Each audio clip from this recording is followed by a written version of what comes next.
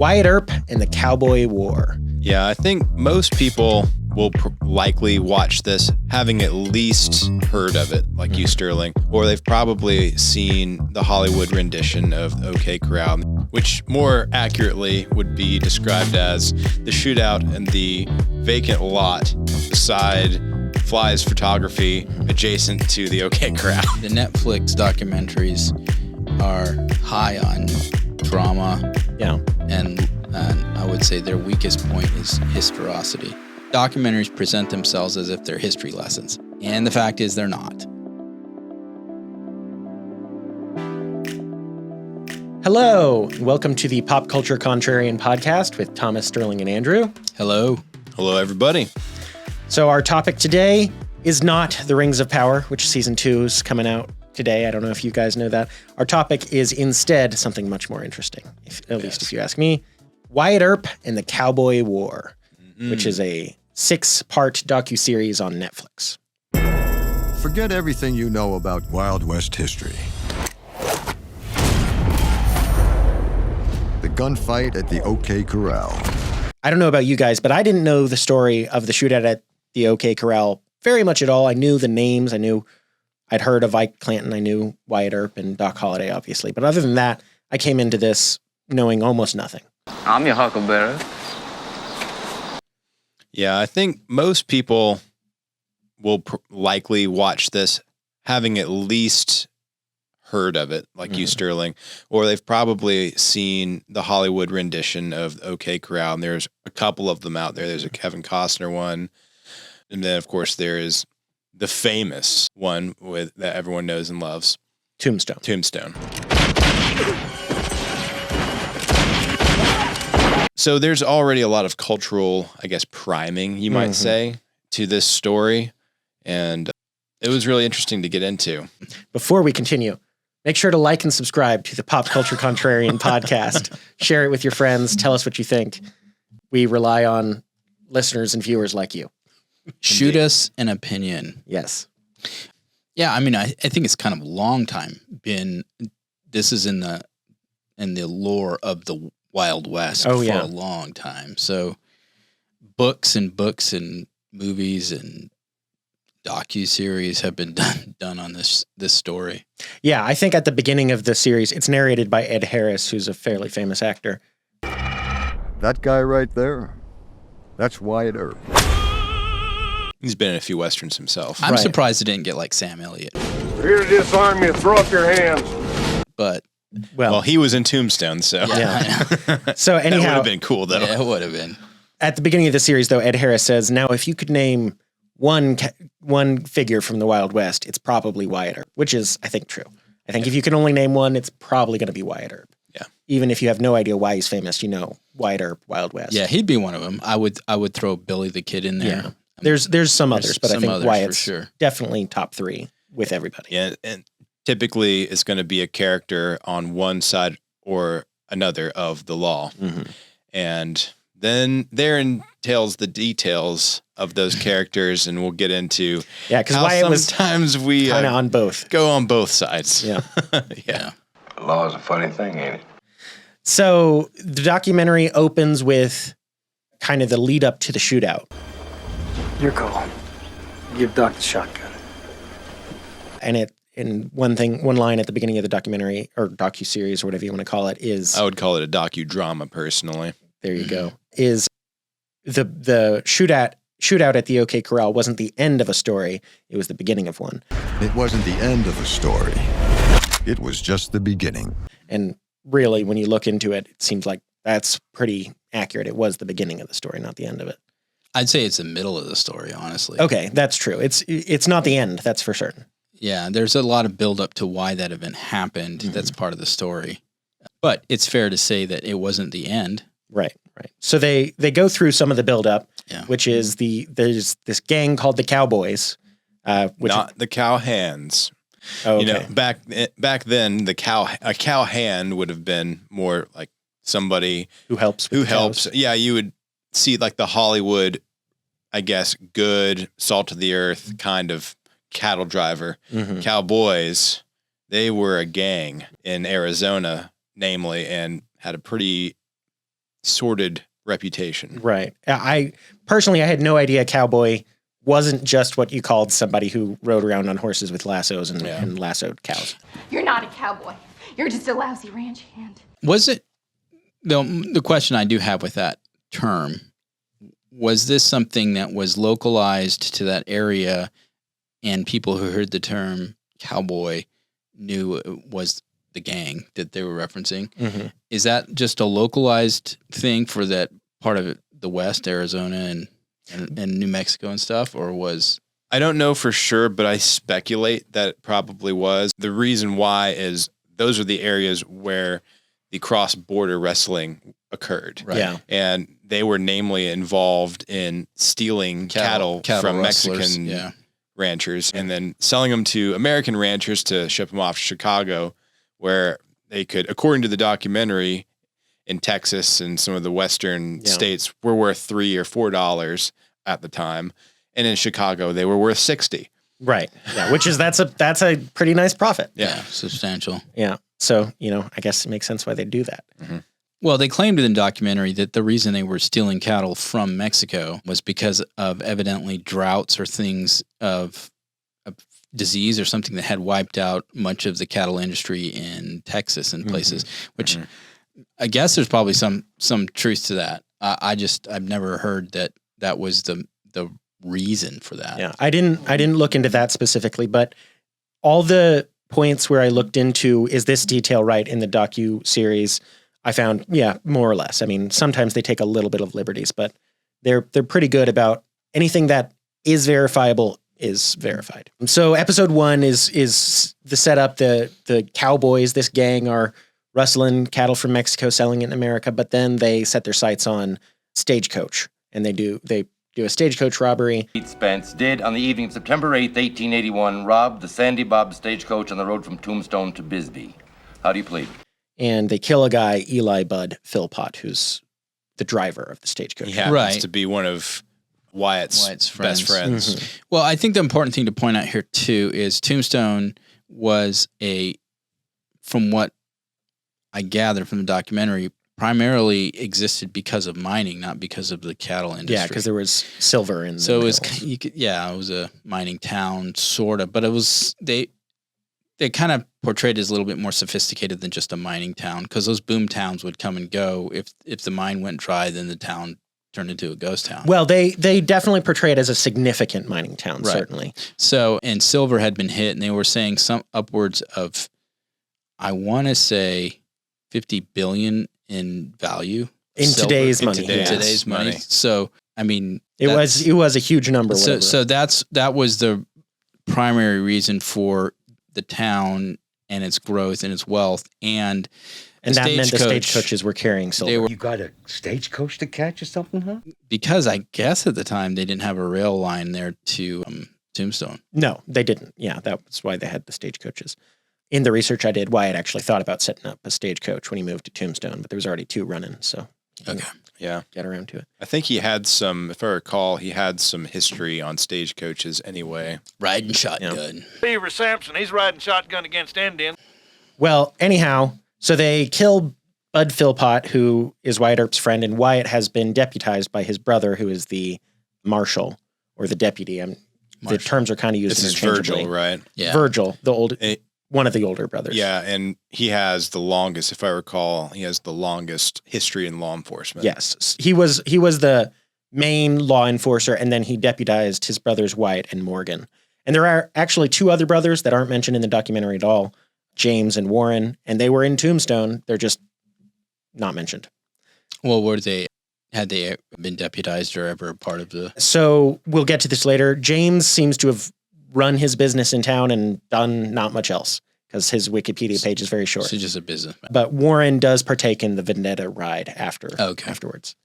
So anyhow, Wyatt Earp starts investigating this stagecoach robbery, and he goes to Ike Clanton and he offers him part of the reward for the stagecoach robbers if Ike gives him evidence and tells him who did it. Ike is somewhat amenable to this, and then later he ends up getting paranoid about it. But along the way, Doc Holliday gets accused of having done this stagecoach robbery. So Doc's in trouble now, and Doc Holliday is Wyatt's very best friend. Yes. Who Wyatt credited with saving his life. I looked into that. I can't find exactly what happened, but certainly Wyatt believed that Doc saved his life. That's the only thing that documentary portrays is that he shot a guy who was about to shoot Wyatt. Right. And that's not verifiable from what I can tell. One story that Holiday told was Wyatt went into a saloon to arrest somebody and there was 4 or 5 guns pointing at him before he could even draw his gun. And then Doc comes up behind the leader and puts a gun to his head. And that's what allows Wyatt to escape with his life. So maybe that's true. It's not quite sure. Anyhow, the documentary goes through and goes through all this. And then the episode 1 ends with the shootout at the OK Corral. Which more accurately would be described as the shootout in the vacant lot beside Fly's photography adjacent to the OK Corral. You're right. But that doesn't ring so well. No. So yeah, and that's a good point that, a lot of the details that you hear are not actually true. They weren't at the OK Corral. They were near it, but they weren't at it. And of course, that's why the documentary focuses on the 3 brothers, Wyatt, Virgil, and Morgan, because they are the 3 who are at the shootout, along with Doc Holliday. What's interesting about this documentary or docudrama is it does at least attempts to portray it as this is the real story. Yeah. And I don't have enough research and credibility to say, hey, I know that they were right or wrong about really any of it. Yeah. But I do find it interesting the way that Netflix put it together and how engaging it is. It's very engaging. And it's entertaining and the music is interesting. Maybe not what you would even expect from something traditionally made. The actors and the wardrobe and stuff, there's plenty of liberty taken. Oh, yeah. But if it gets people interested in history. Yeah. I mean, I think it's kind of the Netflix documentaries are high on drama. Yeah. And I would say their weakest point is historicity. The Cowboys were a notorious criminal gang like the Mafia. They had a mob boss, Ike Clanton. Although they have some pedigreed commentary. They do. And I think maybe this one may be better than some of the others. I think when you wade into the issue of the story of the OK Corral and shootout at the OK Corral, this is long been studied, long been documented. The West, the American West, and the history surrounding that, this is kind of one of those episodes that kind of, I think in a lot of, at least as far as American lore, typifies what the Wild West was. And so that's why I think this is so popular. They kind of make that point in the documentary. Yeah. Right? This is the one shootout everyone's heard about. Well, and they point out that it got press in pretty big newspapers pretty much immediately after it happened. Right. And there were even conflicting stories almost immediately in the newspaper. So that's why there's some confusion about what exactly happened. Stop the presses. And it's, it's very Americana, right? Sure. Yeah, certainly. And so I think there are elements there that are interesting to people. I think the thing that I struggled with was, this is the challenge, I think, for any historian. You can get the facts as much as you can. And to the documentary's credit, it looks like for the most part, they got at least the documented facts pretty accurate. Yeah. It's when you're getting into the mind of these people, like the motivations. Why did this person do this action? Or why did they say this? Yeah, the characterization of these different people. That's where I think the most of the disagreement can start to run into these questions of like, well, if they make the claim, well, for example, Sheriff Behan or Johnny Behan, his vendetta against Wyatt was because Wyatt stole his girl. In the docuseries, that's what the docuseries kind of plays it. Is that true? Was there a motive of jealousy and revenge for that? There's also, it's been documented that he was friends with the Cowboys, and I think Ike specifically. Yeah. So, I mean, that's where you get into these kind of. That's where you can take, I guess, the liberties, depending on what you're more convinced by, to then portray it this way or that way. Yeah. So getting into Sheriff Behan, after the shootout, at the shootout, Virgil and Morgan are both wounded, but not fatally. They both recover.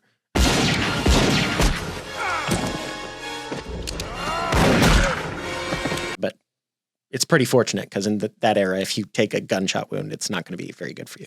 And even Doc Holliday gets skimmed by a bullet. Wyatt's the only one who walks away unscathed on their side. And then on the other side, 3 of the Cowboys get killed. Yeah. Frank, Tom, and Billy. Yep. Yeah. So Frank and Tom were both the McClary brothers. Mm-hmm. And then Billy Clanton is Ike Clanton's brother, and Ike is the leader of the Cowboys. Yep, ringleader. Who's often, and in this, I think he was mentioned to be a coward. Yeah. There's different accounts of that. Hollywood definitely makes him out to be a coward. Yeah, that is the presentation in Tombstone. We watched the clip of the shootout, and seemingly in Kevin Costner's version as well, and in this one. Whether he was or wasn't, not as clear. Certainly he was not armed at the shootout at the Corral, and he does run to Wyatt and say, "Don't shoot me." Yeah. Don't shoot me, I got no gun. Fight commence, get the fighting or get away. And Wyatt shoos him and says, "The fight started, get to fighting or get away." Yeah. And then at the end of his life, Ike was shot running away from law enforcement. So, those don't scream bravery and courage. Well, I mean, I would say if you're going to make the case that he was cowardly, you're looking at his overall life and the decisions he made. I think his decision to attack Virgil at night and shoot Virgil effectively in the back without him knowing, and then fleeing, and they know it was him because he left his hat behind. Right.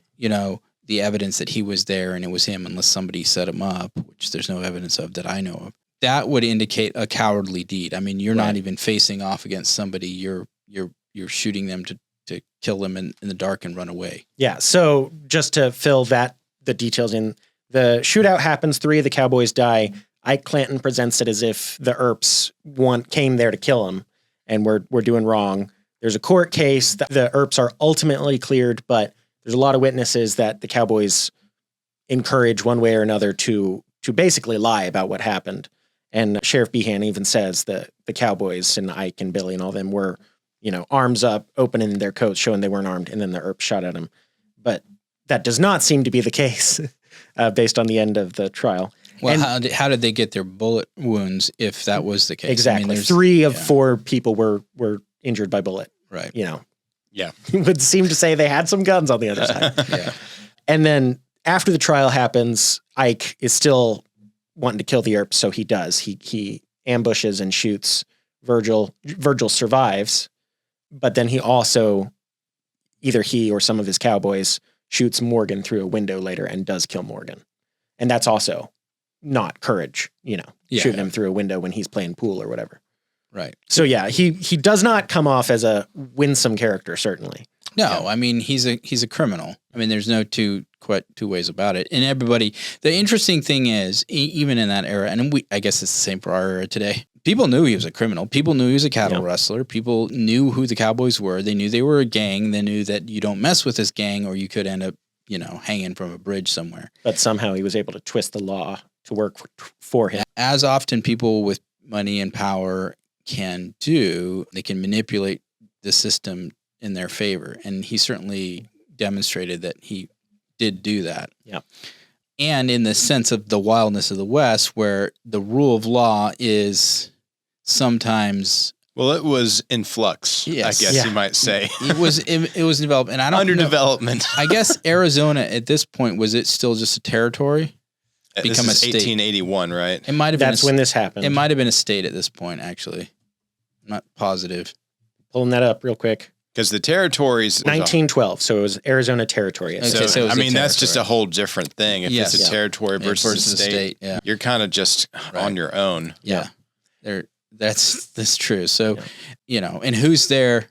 I mean, I think this is the other hard thing to get into, because the docuseries is presenting you these things and how Ike manipulated the townsfolk, or supposedly manipulated public opinion against the Earps and all this other stuff. We're in the information age in which we live in, where we can get news around the world like almost literally instantly. We can get images and video and written, all this stuff and commentary and everything, trying to put ourselves back in time to that era where even the point of like the Earps didn't know where where when they were looking for the guys who'd attacked, they knew that they were Cowboys, or they suspected they were a cowboy gang, but they had word of mouth of who they were, but they had no idea where they were. Yeah. And that's something that it's not that people can't hide today, but in the digital age in which we live in with all the cameras and just it's just a completely different thing. 30 years ago, if you weren't at your home and someone called you, all they knew was you weren't at your home or you didn't pick up. And now, cell phones tracing your cell phone is on your hip. And you're being tracked everywhere. Yeah. And if you can't reach somebody, it's worrisome within an hour rather than, back days even weeks, 30 years ago when it months even. Might have been a day. Yeah. And another thing, they talk about Wyatt being the most famous of the Earps, even though he wasn't actually the main lawman, it was his brother, Virgil. Yep. Well, I guess the reason is Virgil does get shot and never recovers to the ability to be a lawman. Yeah, and I think part of the legend of Wyatt is the fact that he is almost this kind of heroic, almost invincible type character. Right, because he never gets hit. Right, and so in the shootout, he's the lone one standing. And so that just from that, it brings about this kind of aura of kind of, legend. Well, he also has a reputation of vigilante justice. He is now going rogue, becoming a vigilante. Right. Yeah. So when he went after and went and did that just adds to the legend of who he liked to this use his individual. fists. Yeah. As a all this lawman stuff. before. Yeah. And I think that there's something about that also moves kind of the lore surrounding the Wild West. You had these larger than life characters who, stood for, justice or were going to take down the bad guys, and, all this. And so those are elements that kind of weave into the whole story, I guess. To outline the rest of the story or the history of this. So Wyatt Earp takes Ike Clanton and the Cowboys to court, I think at least twice, loses both times, doesn't manage to get anything done about the injustice that the Cowboys are committing. They shoot Virgil, they kill Morgan, and finally Wyatt says, I've had enough. I'm going to form a posse and I'm going to go hunt him down. And that's what he tries to do for a few weeks.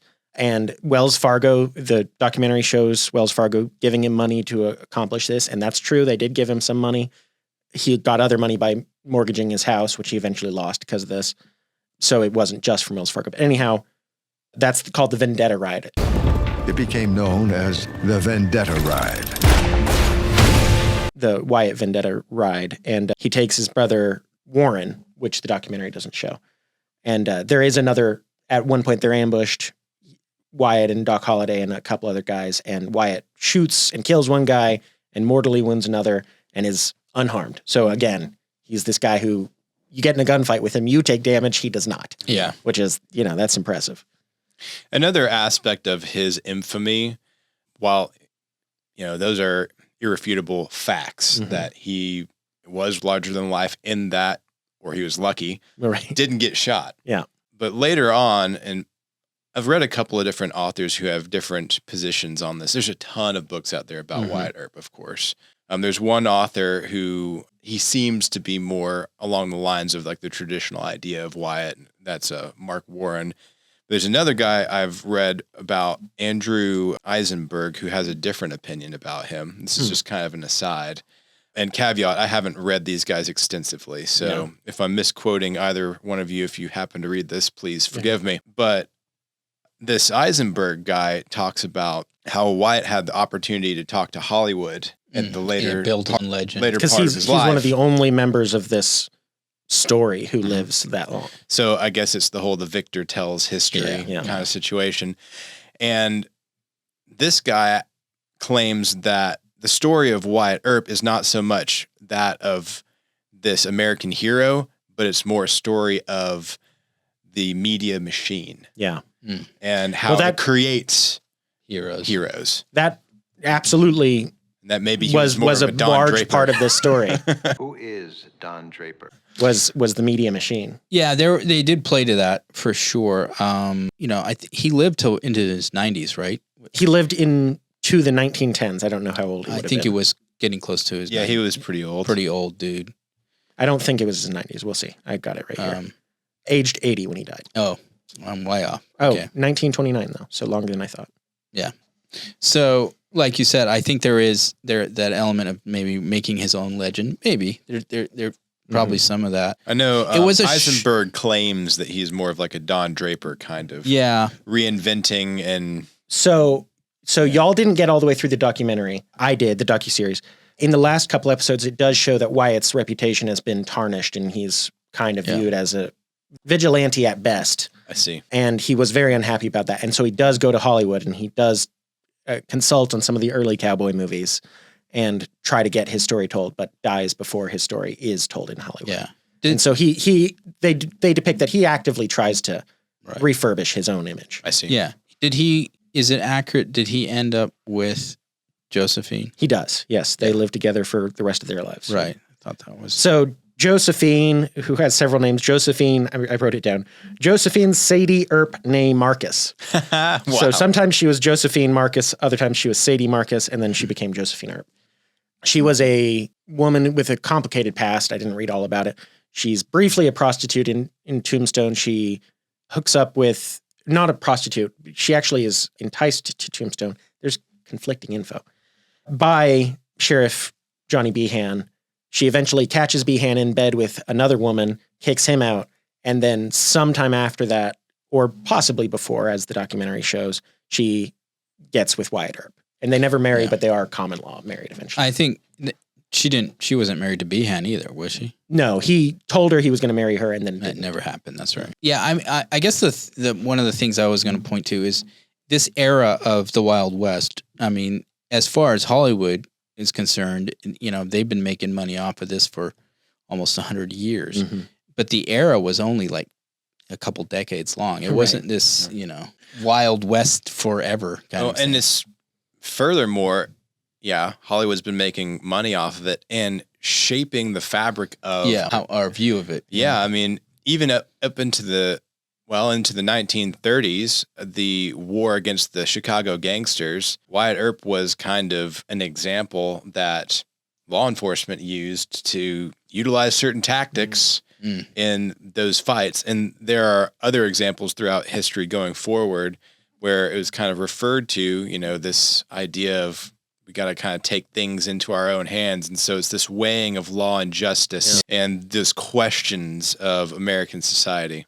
Well, I think what you could say was interesting that the documentary did highlight that you don't see in the movies that I can recall, at least not in Tombstone, is the whole court element of it. Mm-hmm. He actually, they were trying to do things by the book, you could say, to a degree, in how guilt was determined, how, somebody was declared guilty or all, there was a court proceeding and both he was, he suffered from it. Suffered might not be the right term, but he watched injustice accused. Done. Right. Like Sheriff Behan certainly gave false testimony. Right. And so there is an interesting element of concern for justice, which included the court system, not just taking justice into your own hands because you've seen wrong done and so you're going to right it. The documentary, the documentary even says Wyatt had to have it spelled out for him. There is no justice in Tombstone. One thing you were talking about kind of the story of Wyatt Earp as it's been known across history. Yes. One thing I remember is there's an Andy Griffith episode where I think it's a grandson of Wyatt Earp or something comes and visits Mayberry and he's building up the legend of Wyatt Earp and he says, might makes right. And Opie hears that, Andy's son, and ends up getting a fight and saying, might makes right. And so they're just fighting to see who gets to decide what's going on. And of course, Andy has to sit Opie down and say, no, might does not make right. Yeah. So Wyatt has a mixed reputation, even up until that period, at least, and even to today, I guess. It's kind of one of those scenarios where, given the circumstances, you needed to have a strong man to effectively, ensure that justice is arrived at. And it's a generalized justice, you could argue, but it was important that he was tied to the rule of law in a way that you could say he was trying to uphold the law, whereas you could say that the Cowboys, especially Ike, was using the law, but using the law for the purpose of injustice. He was trying to get... They were hiding behind it. Right. They were hiding behind it and using it and taking advantage of it. The same thing we see in our world today. This is nothing new, but I think the heroic element of Earp, at least, is kind of this idea of he believed in real justice. Yeah. And there was this group that were, by all evidence, not able to be brought to justice by the legal system. And Earp set about trying to bring him to justice anyhow. He never got Ike, who was the one who was really responsible for everything, but Ike does end up getting gotten eventually. Yeah, karma got him.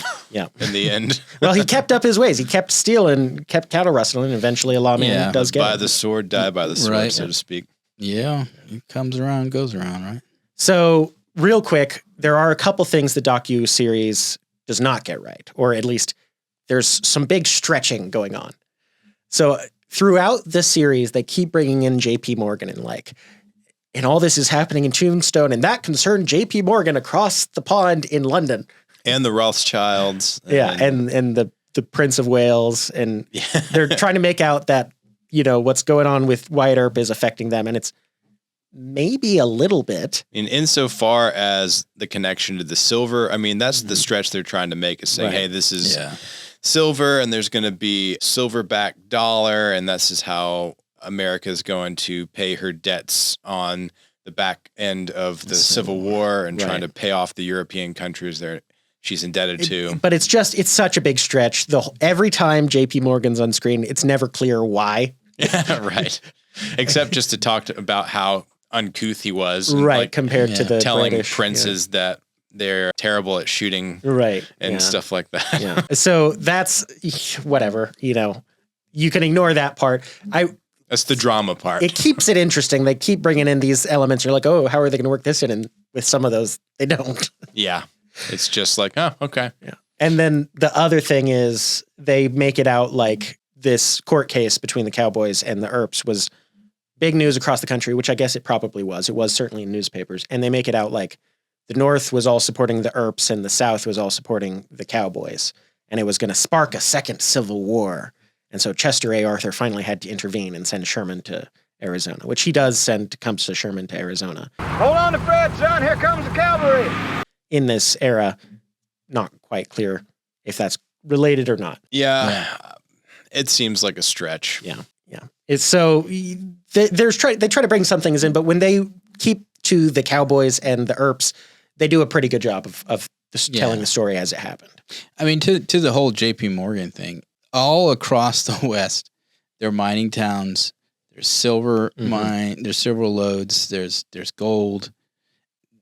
It's not like the only place they're mining silver is just outside of Tombstone, right? So, and they do make it out that way. Yeah, that's kind of the perception they give you. No, there's a whole lot more going on. Yeah, but it is a fascinating. It's a fascinating story in general. I was going to try to get Tombstone watched. I didn't, but I'm going to have to watch it now because I'm hooked. Yeah. I found this series very engaging. I watched episode 1 and I was like, I might set it down and finish them up tomorrow. And then I was like, nah, I got to watch another because it's interesting enough. Well, I've heard that same story from a few different people and it's gotten good reviews on Rotten Tomatoes. I mean, it's one of those pieces that the hope is going to spark an interest in the history. It may not be totally correct and it's not. I mean, certainly. It never is. And there's always going to be questions, Thomas, like you say, the character, the motivation of these people. We don't really know. We can speculate, and maybe we can get close based on historical documentation. But at the end of the day, if it sparks an interest, especially like in your case, maybe Sterling is going to, maybe you're going to go and read about it more and then find out the real story about Tombstone in Arizona and the Earps. How big is Tombstone today? I don't even know if it's still a town. It did burn down eventually, and the OK Corral sign is one of the only things that survived. Let's see. It is still around, apparently. Tourism. Okay, where is the demographics information? Normally that's pretty obvious. It's not telling me. It's still around. Yeah. Here we go. Population, 1,300. Yeah. Not a lot of people there. So it's probably smaller now than it was when the Earps were there. Yeah, it was, I think I saw 1,900 in 79. So, yeah. Not a big town and probably mostly exists at this point so people can visit the OK Corral and see where the shootout happened. Yep. But it is a fascinating story, and it's throughout American history, we have these characters, Daniel Boone, Davy Crockett, Paul Bunyan, Wyatt Earp, who kind of catch the imagination and they become semi-mythical. And I think Wyatt Earp definitely is in that category and deserves to be. Yeah, legends of, any culture when it builds its story, its history, has these kind of legendary figures that are all a part of that tapestry. Yep. That we look to as, in this case, he was more hero than villain. Mm-hmm. I think that we could agree on that. But he was not clean as the driven snow. No, but that's the thing that it's interesting to me about the Wild West. It's never presented, or rarely have I ever seen it presented as if there's these, shining white knights in armor who do no wrong. It's almost always is this kind of shady side to them. Yeah. Yeah, there's a grittiness to it. Yeah. A deep humanity. True Grit. There's a good one. Yeah. It's a great, fantastic movie. Yeah. So yeah, I think we all enjoyed what we watched, right? Yeah. It's an enjoyable series. I would say my one of the criticisms I will voice about this one is they definitely stretched this longer into 6 episodes. Yeah. I don't think it needed to be as long because there was a lot of repeating of things. There was. And I think that, I was watching with my wife and she was just like, we've heard this like already 4 times. Why do they keep doing this? So I can't tell you how many times the phrase "this concerned J.P. Morgan" is used. So Clearly. In that sense, I felt like, I think that the material was intentionally stretched. It could have been condensed much and been, maybe 3 or 4 episodes, not 6, But nonetheless, it keeps your attention and it stays. It does quick enough with a good editing process. I think. They got to sell stuff, right? Yeah. They need the ad revenue. Yeah. They do have to make their money. Yeah. Yep. All right. Well, I guess we liked this. We'd say this is a watch. It's worth watching. Yeah. Unless you're a diehard historian, then you might hate it. Yeah. I think you certainly would, but But if you're a regular Joe, then by all means. I can understand what diehard historians, and not just this one, any documentary probably are going to be critical of because of the fact that documentaries present themselves as if they're history lessons. And the fact is they're not. They're entertainment. They're primarily entertainment. You tell them I'm coming, and hell's coming with me, you hear? Mainly detracting because it does stretch out a bit too long. I'll give it 7 stars. I thought it was quite entertaining. I'll go 7 as well. Similar reasons. Yeah. Yeah, I'll go. We'll 777 on this. 777. Yeah, it was enjoyable. You do learn about history. If you don't know the story like I didn't, then you will know the story pretty well afterwards. Yeah. All righty. Well, we talked about Wyatt Earp and the Cowboy War, some of the true history, some of the places the documentary kind of stretches things, and I guess that's our episode. We are the Pop Culture Contrarian, brought to you by the Patriot Post, the oldest conservative news digest on the web. It's right and it's free. Be sure to like and subscribe. And we'll see you next time. Bye. Bye. See ya.